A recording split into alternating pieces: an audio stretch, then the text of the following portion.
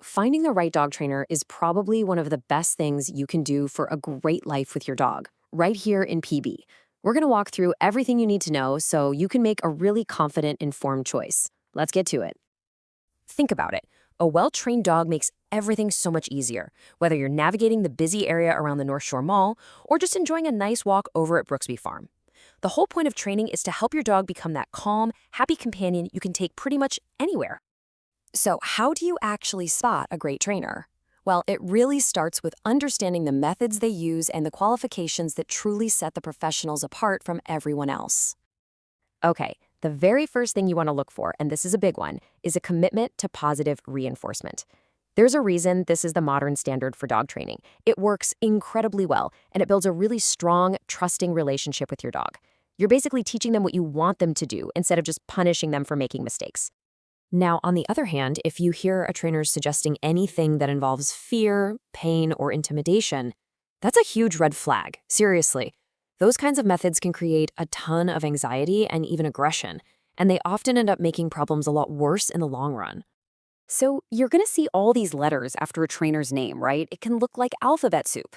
The key thing to know is that these certifications are actual proof of expertise. For general stuff like puppy manners or basic obedience, you want to look for credentials like CPD-TK or KPA-CTP. But if you're dealing with more complex issues, say anxiety or reactivity, certifications like IAABC-CBDC or CBCC-KA show that the trainer has a much higher level of specialized knowledge. All right, now that you know what to look for in a person, let's talk about the different kinds of training programs and, of course, what you can expect to invest for professional help here in the Peabody area. The two most common options you'll see are group classes and private lessons.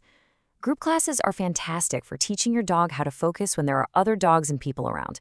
But if you're dealing with behaviors that are happening at home, like, say, barking at the doorbell or jumping on guests, in-home private lessons are perfect because you're solving the problem right where it happens.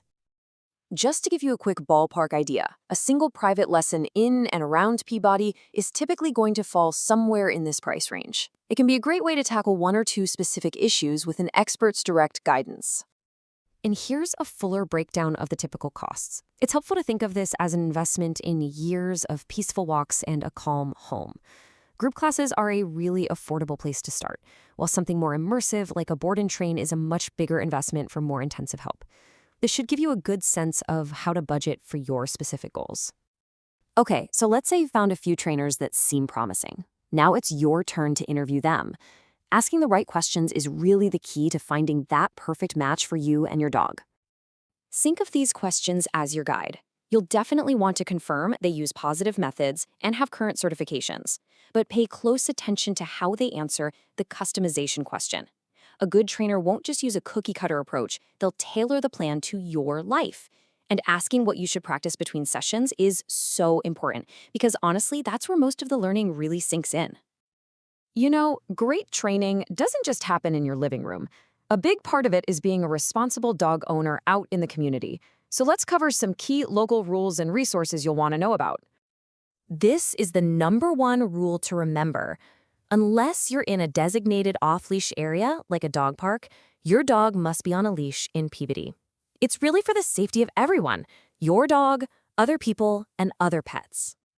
And here are the other essentials for being a responsible dog owner in town.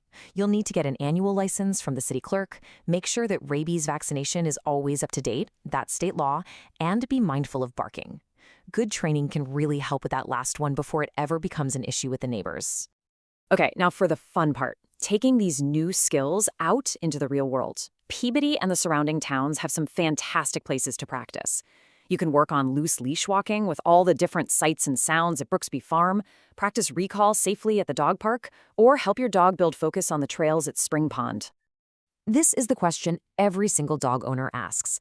And while every dog is different and learns at their own pace, there are some general timelines that can help you set realistic expectations.